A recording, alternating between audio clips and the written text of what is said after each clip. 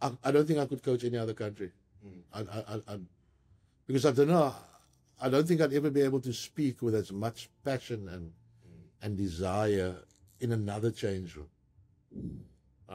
Because it wouldn't matter that much.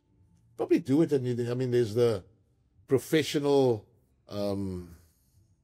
side to it where you obviously it's a job, and you do your best and whatever. But shit, man, I'd struggle to do anything else. Welcome to The Biggest Man in Cricket with your host, David Brooke. Shooks, let's get this episode going. Brookie, it's been forever. I know. I mean, you asked me 2-3 months ago, but yeah, it was actually a joke when we sat at the Test Championship, and I said to you, Coach, now must I speak to your agent? Now that you're a Test Championship winner, must I speak to your agent to book you? And you said, Brookie, for the biggest man in cricket, anytime. Here we are today, just a couple of months later, and you're on the show. Welcome. Great. Thanks for having me. I've now officially been demoted to the second biggest man in cricket. but yeah, happy to be here. Thanks for it. And thanks for the coffee. Yes, it's good spot this. So listen, you need that coffee, eh? It's been a little bit of a travel back and forth for you, eh? It has been the last couple of months. I mean, if we go back to Lords, WTC final. I mean, that's the beginning of June. I probably spent like 5-6 days ago, wow. And that's probably why I'm still married also. Because I get to spend that little time. No, but it's been great. I mean, obviously the cricketing bit has been phenomenal now that I've taken over all the formats. World Test Championship was unbelievable. I mean, that's probably, and I think Ashwell has said it to everyone who cares to listen, that it's probably been his biggest and his best day in his cricketing life. And I can say that quite unequivocally for me, it's been the same. But just the last month and a bit touring Australia, England with a white ball sides has been great. It's tough, but it's great, and this is what we want. We're starting to build something nicely there. Guys are putting together nicely. And then for my sins, I spent a week in Vietnam as well. Wow! And I'm gonna give Vietnam a bit of a punt. Please go for it. Yeah, we might get the Vietnam Tourism Board to sponsor the biggest man in cricket. I promise you. You'll be the biggest man in Vietnam as well. But what a place. I spent a week there, my younger daughter's there. So I didn't come straight back after the UK. Nice. My wife and I met in Vietnam again. Beautiful place. Lovely place. Yeah. And you can actually walk there, chest out with your ZARs in your pocket. Yeah. Which aren't worth much anywhere else in the world, but certainly in Vietnam it can buy you a few things. Yeah. And you've been there before? Never been. And it definitely won't be the last time I'm going there. Yeah. You don't get to have many holidays these days, eh? Yeah, but I still get to see some of the best places in the world, and for that I'm always going to be grateful. And I think cricket has been that to me my entire life. It's I think in your young days you cricket is everything and it's your life, and as things evolve and family and kids come along, and then you start realizing, well, it's a very big part of your life. It's not your life, but it's been like really good to me, and I'm eternally grateful for what cricket has meant in my life, and certainly for my family. And get to see lots of good places. Looking at you today, Shooks, I must say I've known you for a number of years, and I've seen you very stressed before, but I'm looking at a man that's very content with life.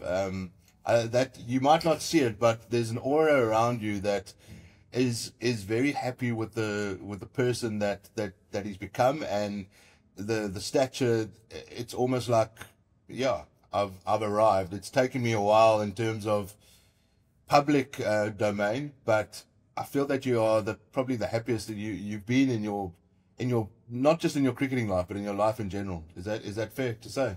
I don't think you're far off or far wrong. My wife will say it's because of the new knees I've got. I bilateral knee replacements. I might need a doctor recommendation on my dodgy knee. I can give you one.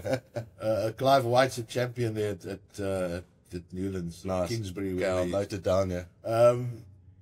But yeah, so my wife will say it's that because I'm in less pain and so which means that I'm not as grumpy as I usually am. Yeah. But no, you're right. I think when you say content, and it hasn't got much to do with having arrived as a national coach or anything like that. But I think the fact that the journey has been what it has been, and very often you think certain things are never going to happen, and you make peace with that. But I'm comfortable with how things have panned out, and I'm really happy. Yes, you're right. Content, but certainly not complacent, and certainly not resting on laurels. But and definitely not a case of having arrived in terms of, oh wow, look at me, World Test Championship winner, all the rest of it. I think I'm just grateful to be and honored to be in a position where I get to serve our country. And I know it sounds like really soppy and squirmish and soft and all fuzzy type of things. Doesn't sit well with me, but and I think what the last couple of months have taught me is exactly that. Coming back from the UK, and you see the impact that winning that trophy has actually had on the people of South Africa. Things we never talk about. We never talk about, doing it for the country and that. But once you see what you've actually achieved, and I think that brings me the contentment that I was able to be part of something really special, and hopefully I'll be part of a few more things that are going to be special. So yeah, really happy at the minute. I want to just we're almost like starting at the end here, but I want to talk about that World Test Championship because I saw you on the field at the end of play, and leading up to the Test match, there were obviously some big calls to make. The Pato Lungi call, where you're going to go with extra seamer.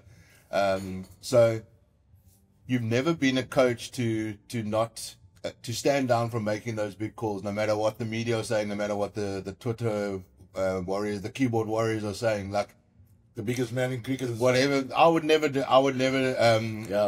any of your decisions, but like you've got really conviction. You've got conviction in your decisions. Having guys like Ashwell, Pit Botha, those guys around you, is that your inner circle that you trust? And yeah. Ash has been brilliant. So there, I mean, ultimately the decision lie with me. Yeah. And you need a little bit of luck along the way as well. It's not all being this genius, everything this oak says and touches turns to gold. Yeah. There are going to be days when you get it wrong as well, and you've got to live with that. But yes, Ashwell, Pete, the guys in the side, Timba, Aiden, KG, Kesh, the senior pros, and then obviously one or two guys outside of the inner circle that I trust. One or two of the domestic coaches, guys like Russell Domingo, and that we still tap into. So whilst it lies with me and I make that decision, and there's still a reliance on other people as well. But yes, that was probably the toughest call I had to make. Dane Patterson, leaving him out at Newlands was tough. Because I knew what it meant to him playing here. Yeah. And I mean, that was like when you know this decision is going to get made, and I'm going back to Newlands against Pakistan now. After Pato had taken 5 at PE and then 5 at Centurion as well. And I mean, coming back from the wilderness, I mean, we had like 5 or 6 weeks down, and I'm like, fuck, we're now. Yeah. All right, Pato, gone to New Zealand, and Yeah. I'd seen something there that I thought we could use down the line, and that was tough. And like as a coach, people never quite get to understand that part because there's still a humane side to it. 100%. And you like sit and you know what it means to this oak. His family's there. He's from Cape Town. he's probably never going to play another Test match in Cape Town. And I'm saying to myself, this is the right cricketing decision. I have to take the emotion out of it. So that was really tough. And Pato was gutted here in Cape Town. But, and I'll always say this, that if someone were to say to me, what would you describe your Proteas side as, your Test side? I'd say look at Dane Patterson and it'll tell you what it's about. Coming to Lords as well. He played for Middlesex. But everything screamed not Pato, it screamed Lungi to me. And there was a lot of toing and froing, a lot of people, even the inner circle were like, yeah, Shukes, are you sure about this? And I'm like, listen, guys, this is the right decision. I'm convinced about this. And yeah, breaking that to Pato was, again, not easy. Yeah. But my God, the way that Oak rocks up at practices and how he invests in the side. And I mean, he's the heart and soul. I'm going to find him a gig in the side when he stops playing. Like an assistant's coach. He'll do anything. No. Pat will be the groundsman. He loves the grounds. He does, eh? Yeah. It's like I've seen this many occasions. At the end of the day's play, he grabs the hose there from the 100%. groundsman, shoes off, watering the wicket. Yeah. But he's the heartbeat of that He's an side. absolute beauty. He's an absolute champion. And again, you just see him get on with his business, Yeah. churning out overs for Western Province now. Pato with the red ball is just, it's beautiful. And it's you look at his amazing, stats, eh? You look at his It's amazing how things, you take Pato for example, and this is It's a how white ball. he started with, what was that league that was going to happen? Zanzi. That one, it was a great idea, by the way. The Zanzi. I think he was like the oak that went for the most money. Yeah, he went for, I think, 1.2 at the time. Yeah. Yeah, still a lot of money. Still a lot of money. As a white ball player. Yeah. And then, things happen, and the next minute he's like a gun for hire in the red ball space, which you don't often find. 100%. I mean, county game, he's just made for that county game and just cleaned up there. Yeah, and Absolute legend. And it's a pity that I see Notts won the county. So that your God. test wicket keeper, it's going to be No, I don't know how we're going to keep this so quiet. It's Yeah. like tough enough keeping it quiet. Now it's another thing to Google who's hit the winning run to win Notts the county championship in 2025. he's going to be unplayable. He's unplayable at the best of times. Yeah. But yeah, great. I mean, happy for Scholesy as well. And I think Peter's not so good because they I see they got relegated to Durham. at one point. Wow. Okay. Keepers.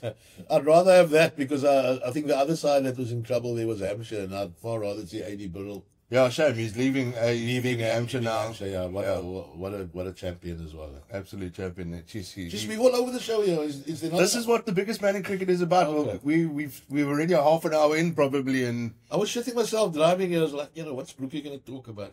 I'm going to talk about transformation. I'm going to talk about all the fun stuff. I told you I've got another appointment. Yeah, listen, Shooks. I mean, just finishing up on the Test Championship. One thing that really stuck for me was at the end of it, and you were walking around the field, and half of Bibi's Kitchen was there, and half of the guys from Lansdowne were there, and it felt like this is my mate. That there was such an emotional connection to that win. That this was my mate who just happens to be the national coach. That on a Wednesday at 12, he's basically doing a shift behind the counter at Bibi's Kitchen, but on Thursday he's at the Test Championship final. That's I think the personalization I think is what you've achieved. And did you feel that love? Yeah, without a doubt. I mean, I couldn't put it any better than that. I think it was like that personalization for everyone. It was a bunch of mates on the field representing a country who still sees who they were mates of as well. I mean, as we were walking around, I saw Aiden break away there, and next minute with a mate of his from school knocking back one. Yeah. I think that was the first of many. Yeah. For Sauce on that day. But yeah, that personalization was special, and it is special. And that's all I think that's all we ever wanted to be. Yeah. And it's certainly for me, coming out of Lansdowne, where, I mean, lots of really good cricketers, sportsmen, come out of. I mean, Pietie is not from, he's from Lansdowne area, down the road, Fake Davids. There are lots of top sportsmen that had come out of Lansdowne. And you're right. I mean, I still get little, I mean, good gooseflesh moments when you see every face that you actually saw there. You mentioned Bibi's. I mean, she was there, the boss lady. Wow. She was at Lord's for the 4 days. She says, there's no ways I'm not going to come. Unreal. Right? And just mates, people that you never thought you'd see there.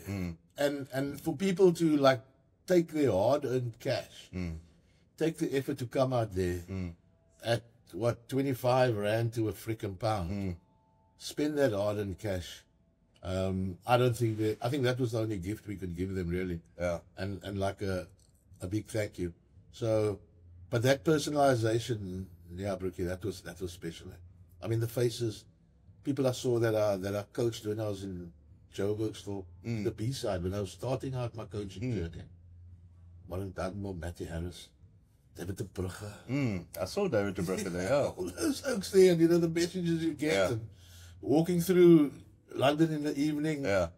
It was a proper vibe. That was a vibe. I'd never experienced anything like that. I mean, I was the only one that could walk in a straight line. So the rest. They did really well. I mean, there were so many media duties afterwards. I mean, Temba was literally like showering with the ICC mace. Yeah. It was always on him. Like it was mad. Yeah, no. But you could see the boys were enjoying it, and that's what it's about, right? And what was great as well was that, and again, also things that we never spoke about. Once it was achieved, to have someone like Biff there, and Polly, and they were obviously on commentary duties, but you're two legends of South African cricket. Two captains who endured a lot of pain, and this might not have been the solace or the closure that they've gotten, but it was like almost written in the scripts that they had to be there as well. Biffy in the change room there, just like chilling and experiencing that, and just the sincerity you get from those oaks, like shit, we're like so happy for everyone. And it was a South African thing, man. It wasn't Shooks' or Temba's Proteas side, it was South Africa. We actually spoke to a couple of guests about it. We spoke to Dale about it, obviously he's closer to it in terms of, but we also spoke to Adrian Kuiper, and we asked him about the fact that did he feel that when he was watching the Test Championship that there was some sort of relief, intergenerational relief that was passed on. He said that it felt so good, even from his generation. 92 World Cup disappointment, like, so there was this like ripple effect through all the generations, through Adrian's generation, through Alan Donald's, those kind of guys. And did you guys feel that when you Yes, when you won? I certainly. I mean, I allowed myself a moment, and I still get a little bit emotional about it. I think we needed 2 runs to get. Yeah. And now then it's like, only then did I think, right, I think we're going to do this. Because I was cocking myself. Only with 2 runs to win. you play all you this. You told Bennett and Scholesy that you didn't have confidence in them getting the 2 runs. Scholesy had no confidence in Bennett was cool. Yeah. Scholesy, you could see him, he was like, like a gibbering idiot. Scholesy was reverse lapping and... I was actually sitting there and I was going, I can ramp him, Scholesy, right? And he pulls out the ramp gloves and, no. But now, like, I mean, you just like shit yourself because you play all these scenarios of how things potentially can go wrong. And I think that's just protecting oneself if something were to go wrong. But 2 runs to get that, and that's when I allowed myself. First thoughts, my dad, who passed away in April or March, whatever it was, this year. And then also guys that have come before, it was my dad and the next person I thought of, because I then made it a personal thing. I then looked at my journey, not the playing journey, but the coaching journey. And people like the late Hilton Ackerman, who was like a mentor to me when I started out. Those sort of images started flashing, and I was like, almost like a little prayer and saying, well, thanks to everybody that's played a part in my journey. And I would have just wished that they were there to see that, because I know how proud they would be. And I'm sure, and I'd like to think that all of South Africa felt that way. And now that you mentioned guys like Capes and all of, and, I mean, I saw Dale's a little bit as well. And, I mean, you couldn't do it for anybody else, but it had to be South Africa. Yeah. Look. And hopefully in next year there's another World Cup to look at. Yeah. Hopefully this is to be the beginning, eh?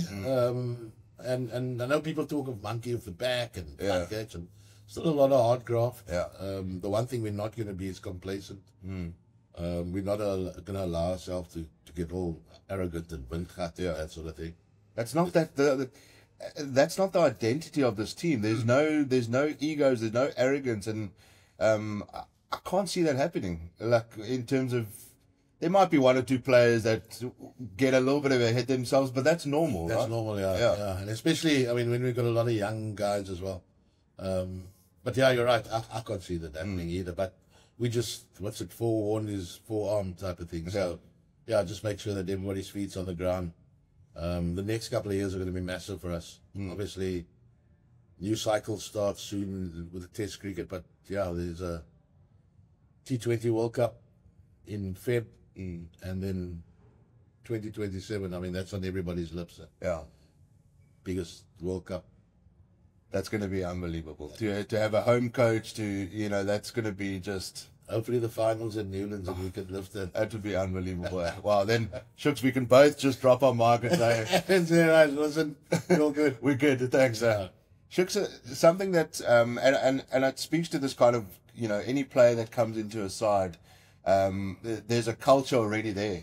I'm of the, and I'd love to hear your thoughts on this, because you're obviously got a lot more experience than me in the coaching front.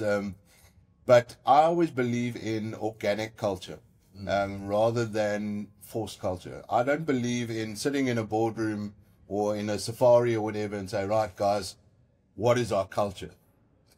How do you go about that as Shukri Conrad?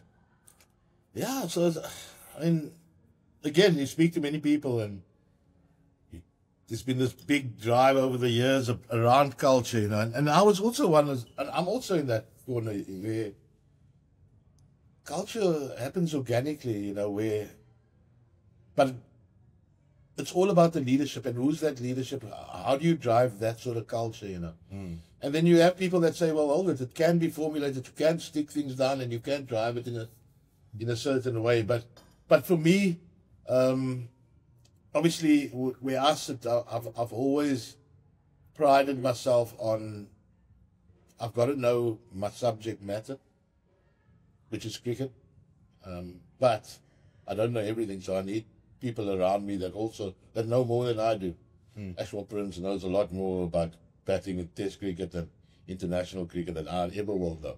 Pete Botha and anybody else. But you've also got to know people. And that for me was the biggest thing. If I can get that person that walks through the door to be comfortable when he walks through the door, to know that all that matters is his performance and nothing else. And for me, then, to create an environment where he can perform at his best. And, there's certain things where, I mean, and you go back years ago, and there was like, I mean, the other day on the bus, and there's Tony De Zorzi, Dreadlocks, cap on, and I'm like, hey, there's this Irie Oaks calling your name, Tony. But people are now identifying. Previously, that wasn't the look and fit for an international cricketer. Yeah. Right? You need to have like short back and sides, and your cap had to sit down. And I think this is how things have evolved, is that the way you looked was often associated, and the way you behaved was associated with your obsession with the badge. Let's call it that. People are obsessed with the badge all over, but it looks different. Your kid that comes out of Affis, and this is not knocking any school or institution, that comes out of Pretoria, that comes out of Cares or anything, that comes out of Sachs or Rondebosch, that obsession looks different to the kid that comes out of Groenvlei, in Lansdowne, or in Khayelitsha. It looks different because they're different people. But they're still pretty much obsessed with the badge. They still want to represent South Africa. Yeah. It just looks different. And I think that's what we've managed to get right. And they've got reference points now. Correct. As well. I mean, Tony De Zorzi is a reference point for that young kid that grows up, he's got dreadlocks, he doesn't look the part of a, like Temba Bavuma is a massive reference point in this country. Temba, KG, all of these guys, but Temba especially, I mean, and I think that was, the Langa Trophy to Trophy tour that the guys did well while we were slaving away in Zimbabwe. There's a line of sight for the kid now. Yeah. He can identify. Very often, I mean, we used to have the posters of all our heroes up. I mean, I was more of an Adrian Caper fan because he was ahead of his time. He used to hit the ball out of Newlands, and that used to turn me on. Yeah. Right? But now there's a proper line of sight for that kid from Langa, from Lansdowne. It's like, yes, Uncle Shooks he's a world champion here now. I mean, I can also be that, though. Right? Similarly, there's a place in the sun for everyone. Yeah. And again, I've digressed. No, Francis. I'll bring you back when. Yeah, please. Yeah, don't worry. Please do. We were talking about culture, and I think that there are still norms and values and a set of ethics that we operate with. Yeah. It's still a high performance environment. Yeah. But you know what?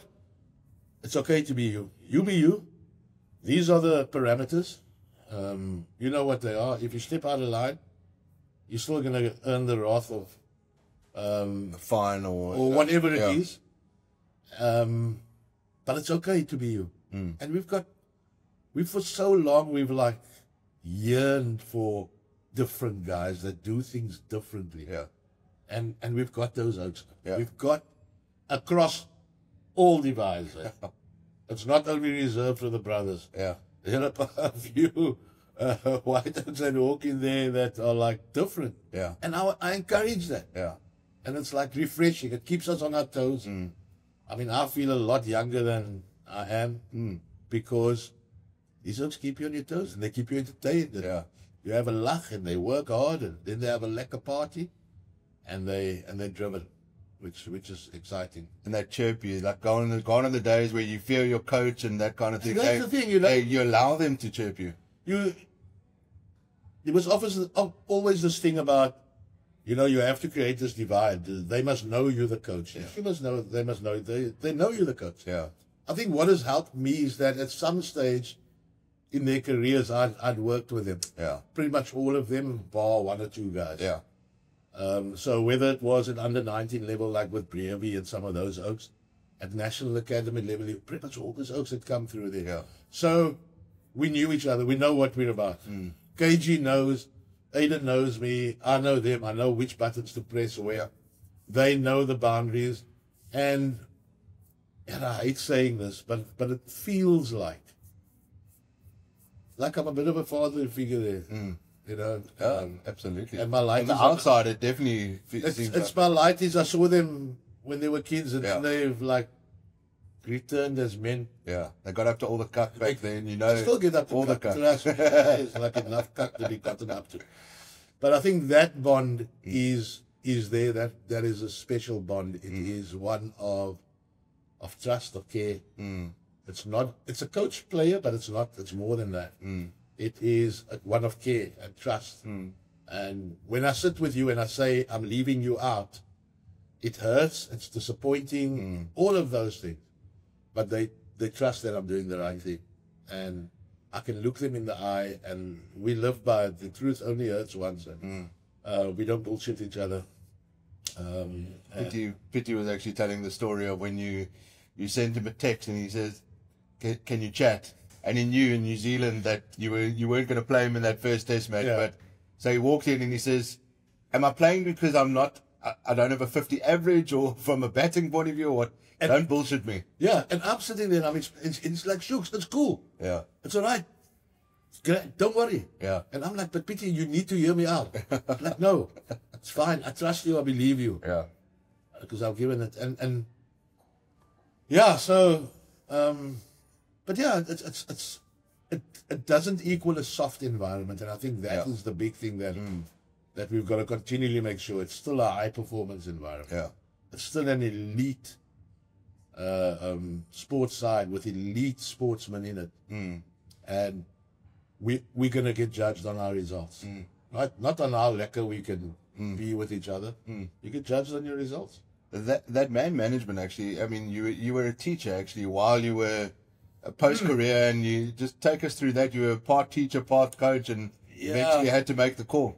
Yeah, so I back in the day, and this is a long time ago, when I matriculated, and you're like, what am I going to do? I want to play cricket, man, and I want to be involved in cricket, but it wasn't.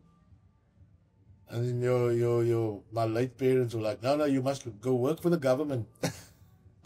It gives you security. And you get a housing subsidy. So there I was, training college teacher, because it was security and a housing subsidy, which I never saw. Anyway, so I qualified as a teacher. That's where I met my still wife. When I say still, not quiet, because that's definitely not got rid of you yet. Yeah, she's still my wife. Yeah. That's where I met Wadra.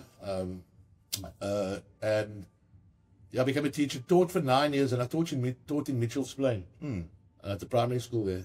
And I then I went to England for 1 year, took off 6 months, 4 months, whatever it was. Went to Holland, played and coached, and started cutting my teeth in the coaching. And then the headmaster called me in the one day, and he loved his sport. He was like cricket bedormd. And he used to call me Klong, which is like young boy in Afrikaans. Yeah. He said, Klong, you must decide now. Are you a teacher or are you now? And Mr. Hendricks, the late Mr. I said, Uncle Bill, no, I'm not a teacher anymore. And I then gave up the teaching bit because it was not fair. It was wrong with the kids. Here's me living the dream, teaching, getting the security, no housing subsidy, but the security, and being able to go to the UK in the winter months, play and coach. And eventually it was a decision had to be made, and it was always going to be cricket. And then Wadra, and I'll talk often of Wadra, I don't talk about her enough. She held the fort for a long time, I was still doing the bit, but not earning a consistent salary, but it was, listen here, let's embark on that now.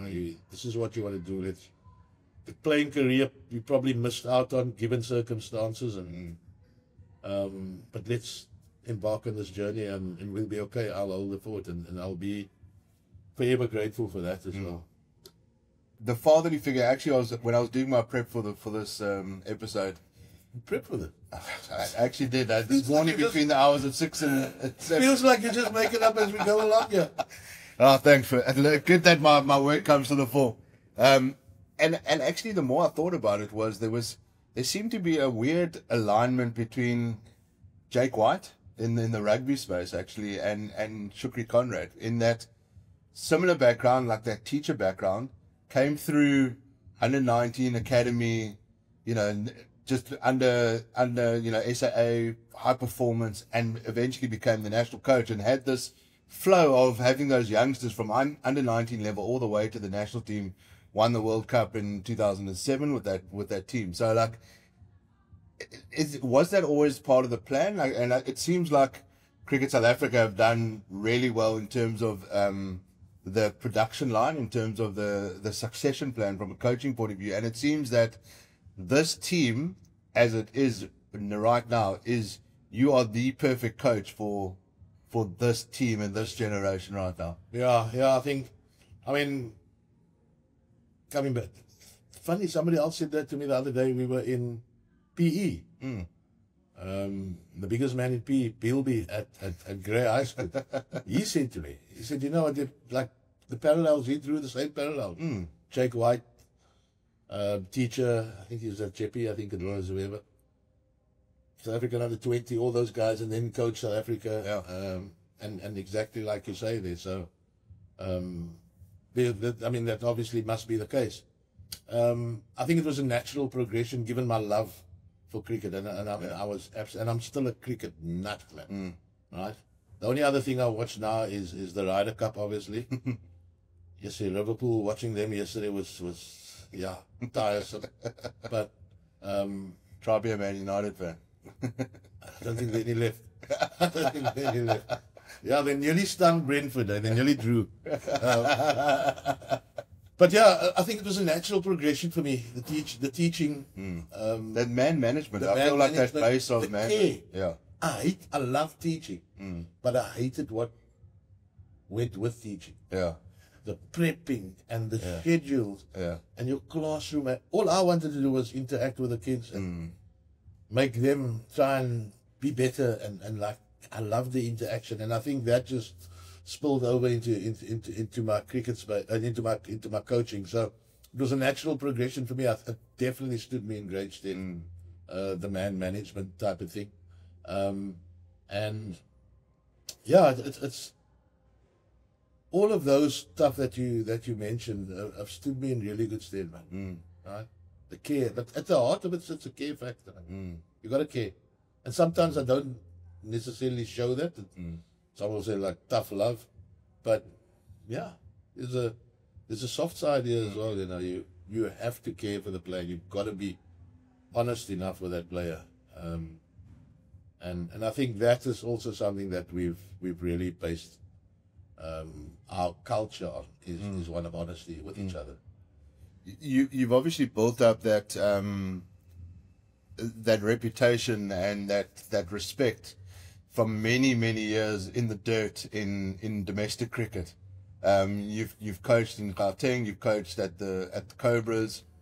Just take us through kind of like and I say that because you haven't played for the Proteas, obviously. So you haven't just played for the Proteas, big name, get a big job kind of thing. You've old school. You've gone through the ranks. You've coached every single level, including the bloody Ugandan national cricket team. Like, how important were those steps up to where you are today? Yeah, no, I mean, I did 20 odd years of coaching domestically, and I think I missed the important bit of what you mentioned in the previous question around I'm the right coach for this side. Yeah. But it ties into what I'm going to say now. In that, along the way, you felt, well, you should have been coaching South Africa before. You know, like every time the job becomes available, I apply and crack an interview, but either I can't bloody interview. But you walk away with disillusioned and you're like, frick, man, when is it going to happen for me, you know? Is it ever going to happen? But thankfully, I was always one of a believer in things will happen if it's meant to be, and everything has its time. God is the greatest of planners. There's certain things that are beyond you, right?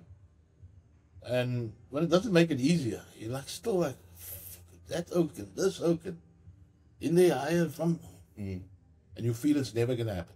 But you soldier on and you go through all of the emotions that coaches go through. You get fired at Western Province after winning the trophy, the 4-day trophy. Didn't see that coming. Looking back, maybe it was a good thing, right? Humbles you, right? And then, and like you, the previous thing, maybe I would never have been good for the guys that played then. And maybe what the current crop need is someone like me.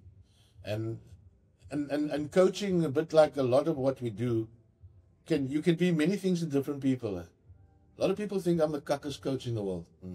And some also think I'm one of the best coaches in the world. And I'm cool with that. Yeah. And I certainly don't set out to try and like convince the oak that thinks I'm cuck that I'm good. No, whatever you're gonna feel it, brother. We're gonna get on with what we do here. So, and you're right, I didn't have the profile. Here's like another quota appointment. Nah, man. Who's this brother? The good thing is, if I go back to my first gig, which was Gauteng, I got a call from the then CEO, forget his name, Ziggy Wadvala. Are you interested in coaching? I believe you're doing some good work in Cape Town there, under 19s, whatever I was coaching here. Yes, I'd be interested. Come up. And there was a drive at the time. Obviously, they needed to create opportunities for, I called them COCs, which was Coaches of Color, by the way. That's a hell of an acronym. But obviously without the K. Yeah. Right? And, you know, when you walk in a space, at the time when there's this drive for opportunities to be created for black or non-white coaches and players. So you walk in at the Wanderers, coach of the B-side, and you can feel all these eyes on you, them like, who's this brother? I don't know, colored bra here from Cape Town now. No one knows you. Yeah. But because I played in the SA school side with Daryl and Eckers at the time. So when I walk in at the practice and the two people that come to me and greet and we hug and we chat is Eckers and Daryl, it almost settles the whole place. Like, oh, okay, so there's a must know. Yeah. And that's I mean, those are the perceptions. Yeah. Right? And all we've ever wanted, any coach for that matter, irrespective, any player for that matter, is just to afford an opportunity. Just create an opportunity.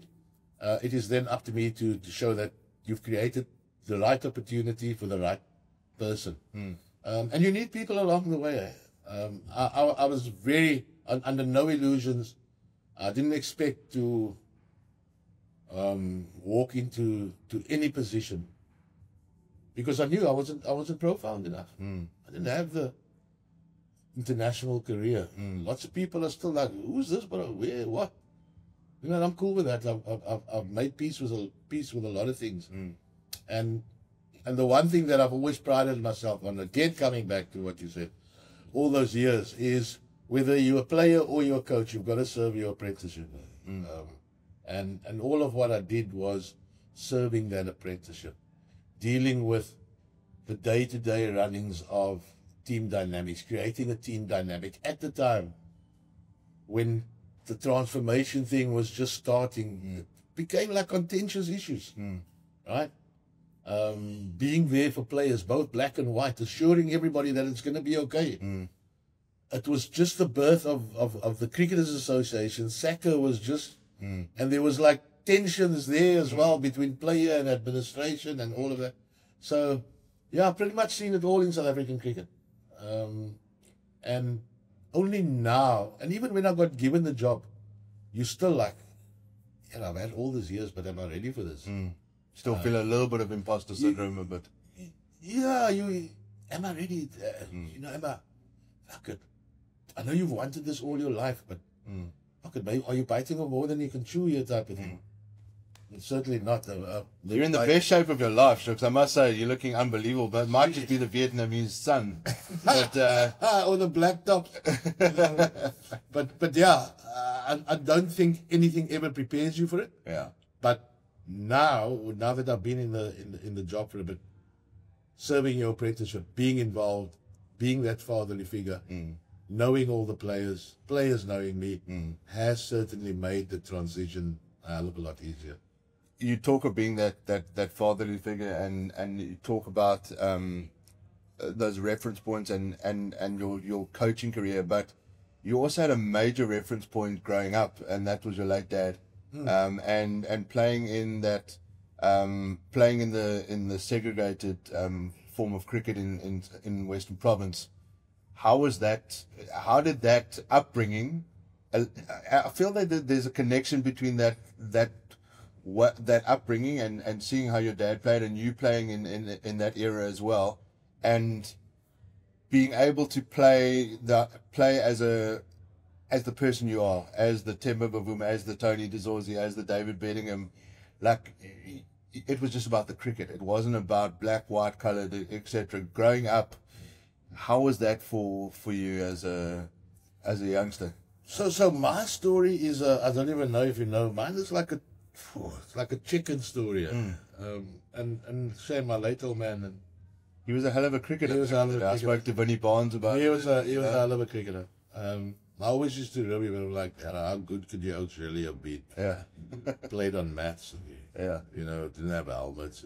He was like, yeah, that's why we could fucking hook. We didn't duck.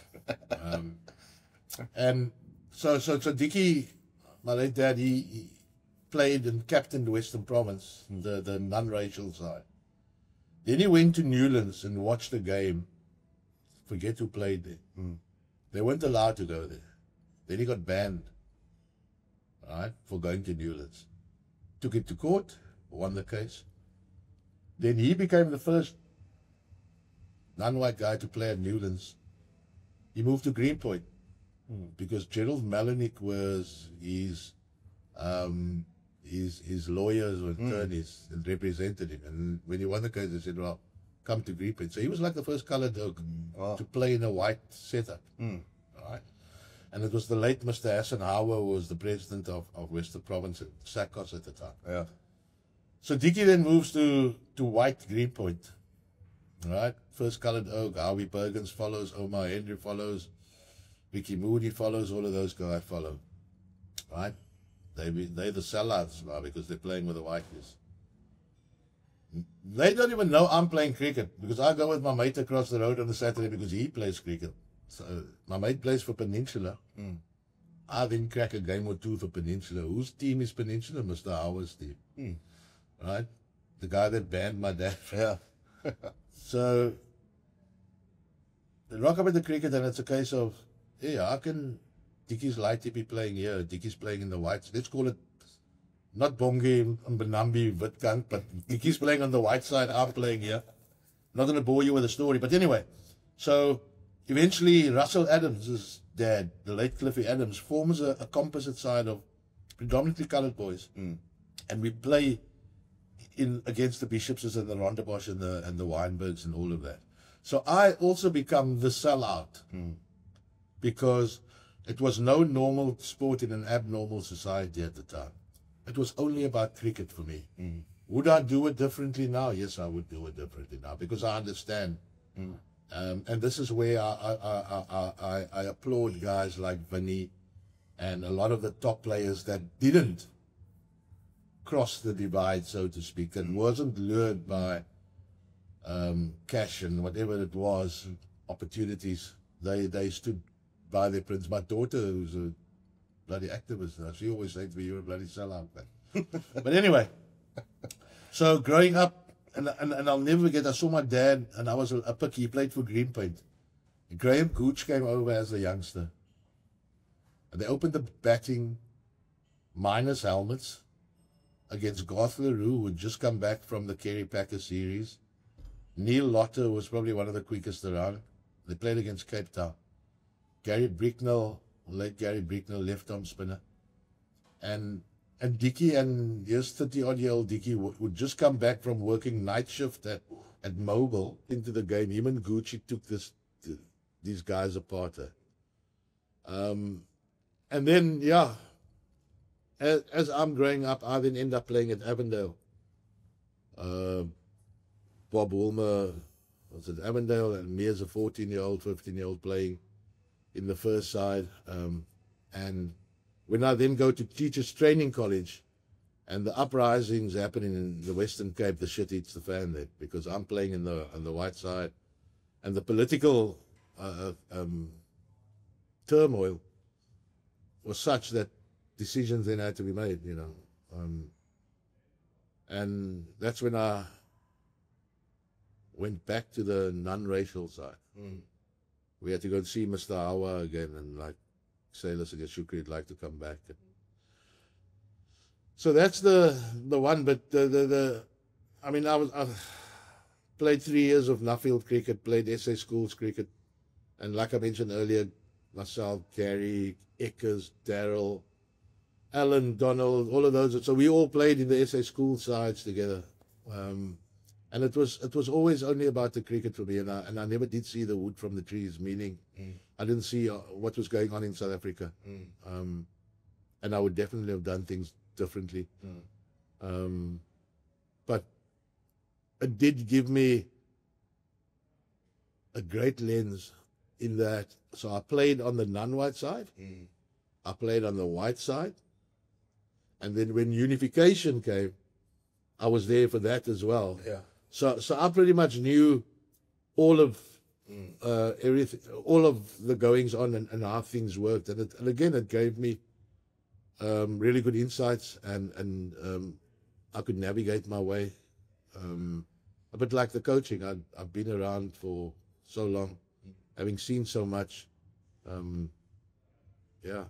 So I've really digressed here. I don't even. No, Shooks, I wanted to pay respect to that era, because I think it's important. It's that upbringing, and I really wanted to get across how many eras you've been a part of, and how that shaped your coaching philosophy to now, where you've got a team of individuals that every race, color, personality, and I feel that upbringing back in the day, playing non-racial cricket, playing all of those kind of cricket, like, allowed you to understand who that individual was when he comes in, and he's a Dewald Brevis, who's a white, very religious Christian kid, and then you've got somebody else who's completely different, who's a Hindu, a Keshav Maharaj, that kind of thing, and somehow they become a well-blended, you can be who you are in this team, but this is what we're about as a unit. Yeah, and I mean, there used to be like a cricket week that was held in Langa every year. It was called the Passmore Week. John Passmore, who was like the godfather in township cricket then. So I used to play in that week as well. Stay in Langa, behind the church there, in the hostels. Used to have this cricket week every year. And funny, when Timba and I started chatting, and I met his mom in the UK for the first time at the function we had there. And she was like chatting, and she said, you played with my brother and his friends back in Langa many years ago. And it's like Junior Sokanili and Solomon Fatsi, the Malamba brothers. So all of those oaks that I played with then as well. So yes, so it like really just gave me it positioned me really well for the now South Africa. Yeah. Because I knew exactly what it was all about. And when I talk of that obsession of the badge and how different it looks for different people, and how we never quite embraced our diversity. I think we're starting to do it now. And people will often say, yeah, no, our strength is diversity and this and that. But I think we only now we're starting to embrace it, because different guys are bringing different things. And, you get the Afrikaans oukie, like you say, Brevi, who's like deeply rooted in religion. You get the English blight, you get the colored bra that's so laid back, he's almost horizontal. You get the different things. And you know what? It's okay. Come. But this is how we graft here. And again, ultimately, we get judged on whether we win or lose. Yeah. Right? Not on how lekker we can be together. That the Springbok connection, the recent interaction with Rassie, I have to touch on it a little bit, because it wasn't just about you actually, and it's something that you've always been a fan of, is that you've involved the whole management team in that as well. It wasn't just about the head coach and the head coach having a coffee at Bootlegger and talking, how do I win a flipping World Cup? It was your whole team down to the physio, etc. And just give us a little bit of.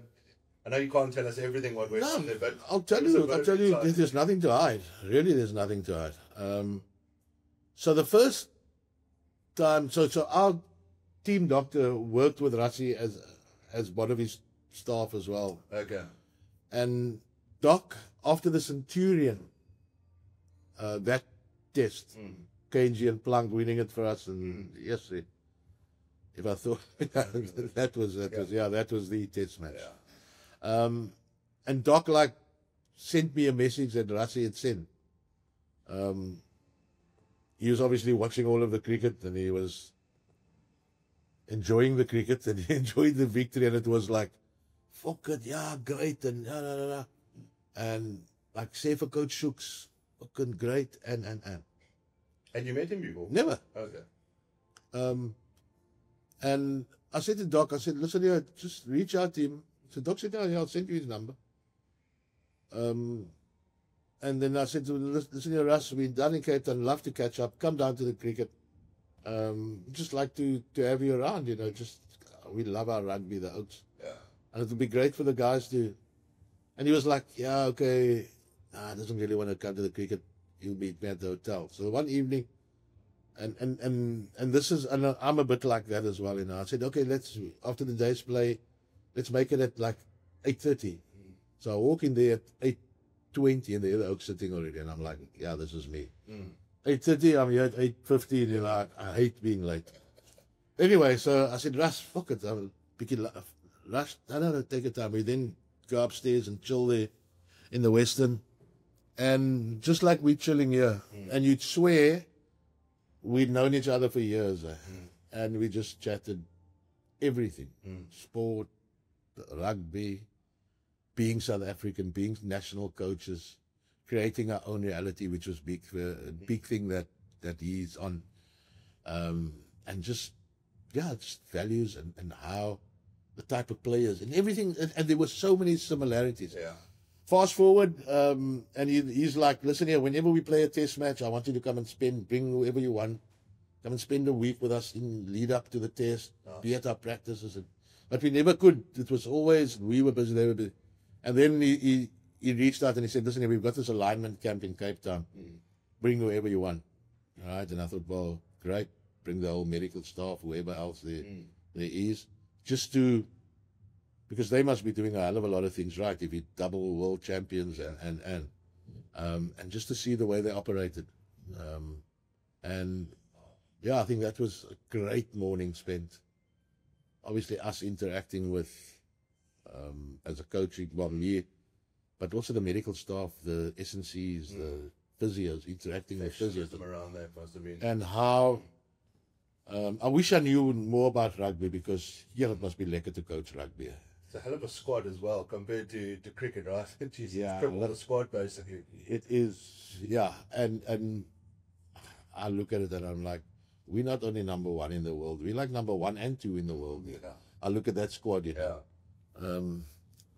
So no, I mean that's been great, and we stay in touch, you know. But it's not a case of him telling me, listen, I think you should do it like this, and he's like, fuck, hoe kan cricket? Ek dink julle kan ons help, you know, because it's like an individual sport, you know. When the guy's standing with kicking, that becomes individual. The pressures that he's got to deal with, the hooker throwing the ball, right? Once the game is going, it's different. But just those little individual moments where the hooker, and it's the biggest throw, and Marks can't miss you now, or Bongi can't miss you now. Dealing with those sort of pressures, how do we, when the Oaks facing, and you know, little things that breaking it down. But it was 2.5 hours coming back to that evening at the hotel. 2.5 hours, like two bras sitting around a fire, and just like breaking bread and talking. Unbelievable. Yeah, talking ball. That must have been unbelievable. Shooks, we are coming to the close of our chat. I know you're a busy man, and I appreciate your time. You've probably got 14 other things to do. It's family today. It's a family day today. Family day. You're with family. We're all part of the family here. But we have a section here called the roast. We're in Bootlegger in one of the stores here in Greenpoint, and from a coaching point of view, I'd like to ask you: has there ever been a player you allow chirping in the change room?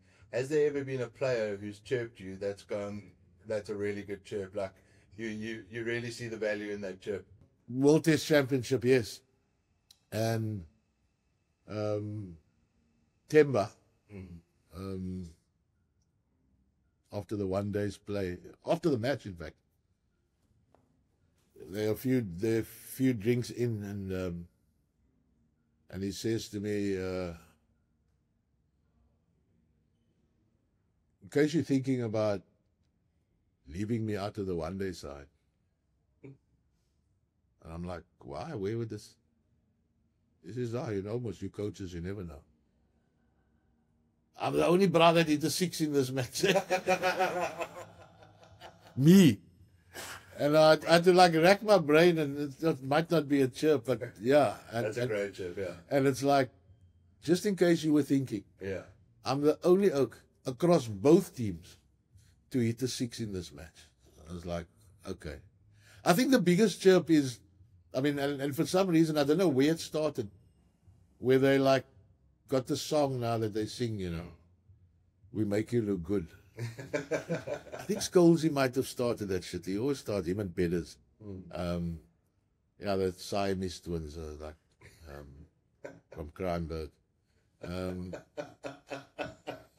That's probably the, we make you look good, Shukri Conrad, we make you look good. But there's like so much banter. I'm sorry, I can't think of anything like really. Coaches, we give each other a lot of cuck as well. I'll shame old Pitt when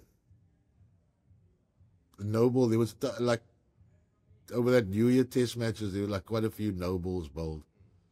And Pitt was starting to feel the pressure, And he's like, and I'm like giving him like gears, and I'm like, fuck, are you going to do anything about this, But now Ashley and him are watching the whole thing because they know I'm like really winding him up. Yeah. I'm like, are you going to do anything about this? I mean, fuck, we can't. And Lords and KG steps over the line, and there was like this one way. Yeah. And he turns around and he like kicks a helmet. Helmets go flying. And concentrate. So Pitt gets like really wound up. And he loves every ball. Yeah. And I'm like, Pitt, you need to like chill out there. And he's like, no, man. Even my mates are giving me shit now. So not his boss, it was more the mates. The mates are not giving him shit. The Oaks on his WhatsApp group about the Nobles. But yeah, no, I'm sorry I didn't have anything more juicy, and no, it will probably come to me when I'm driving. Next week later we can just add. Yeah, it'll probably come to me when I'm driving back. Now. Sorry, Shooks, the final section we have today. It's called the declaration. It's 6 quick-fire questions that we ask, and just shoot. Just give whatever comes to mind. Who's one player, past or present, you'd pay good money to watch? I know you don't pay for tickets anymore, but who's the one player you would pay to watch? Maybe the Villiers. Nice. Have you ever used ChatGPT to help solve a coaching conundrum? No, but this is a funny one. So we've got to write reports now. Yeah. And I'm like, fuck, I'm not good at report writing. So Kriya says to me, we're sitting outside. Kriya says, Coach, I'm sure if you go there to ChatGPT, whatever. So I'm typing in, there's Piet Botha, that name again. He sits there. He says, there's another one that you can use. It's called A1. And I'm like, A1? You mean AI? Oh, yeah, that one is an AI. So, no, I haven't used ChatGPT, but I thought I had to throw the A1 That's a great bit in there from Piet Botha, yeah. That's a great one. One player you wish you'd had the chance to coach? AB de Villiers. Never got to... No. Wow. I don't think I would have coached him, but I've just like been lekker to be in the same change room. Yeah. Yeah. There's a master's gig maybe in a couple of years' time after. Oh gosh, no, after too much pressure, they won that now. So yeah. What's a great book you've read that you'd recommend to one of your players? Yeah, Justin Langer's book many years ago. I hate saying this about the Aussie. The Power of Passion, I think it's called.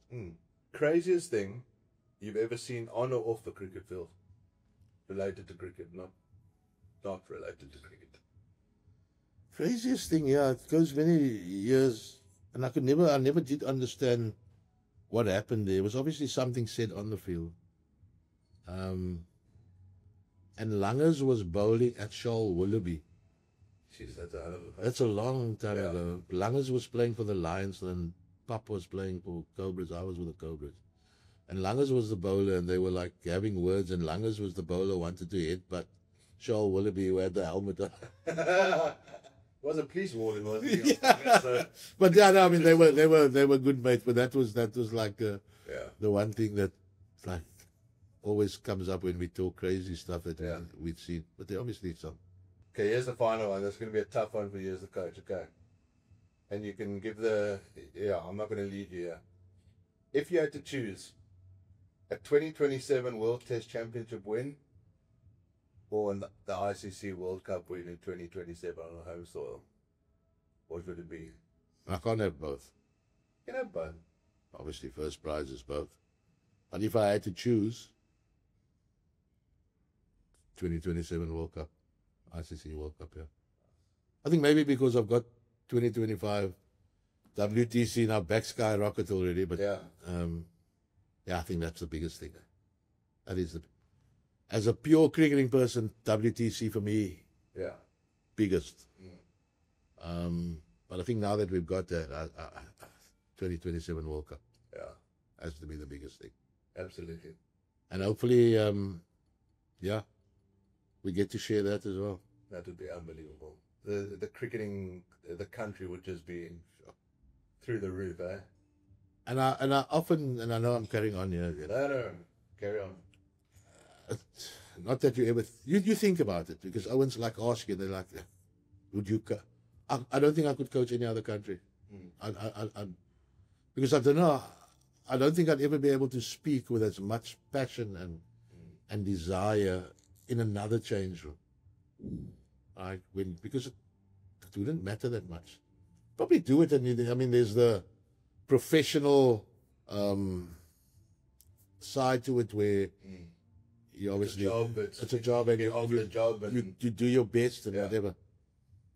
But shit, man, I'd struggle to do anything else because it's like, as a South African, I know what it's like to be a South African, man, and travel the world and I don't want to be anywhere else. I just want to be in South Africa, Cape Town in particular. Yeah, Shooks, it's you've created this feel-good factor in cricket. It does seem with everything going on in cricket that there's this kind of like momentum, which is just like only at the start of that wave. So you're the right man for the job. The biggest man in cricket says that you don't need anybody else to say it.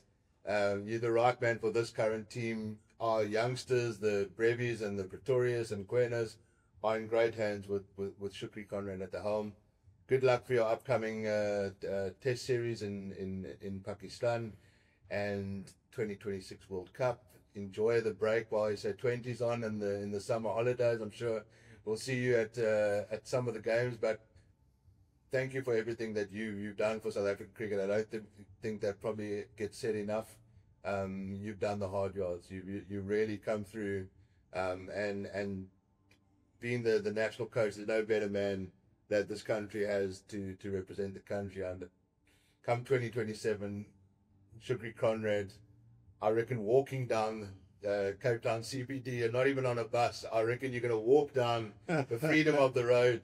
That would be amazing. Thanks very much for your time. I know you've got a busy schedule and you've probably got your medal in your car at the moment because you need to go somewhere, government lunch or something like that. But no such thing. Brookie, thanks for having me, my pal. No problem. And, how are you? This is enough coffee to keep you awake for the next few days from our friends at Bootlegger. So please take it. Bootlegger, thanks, man. I definitely wonder. I love this.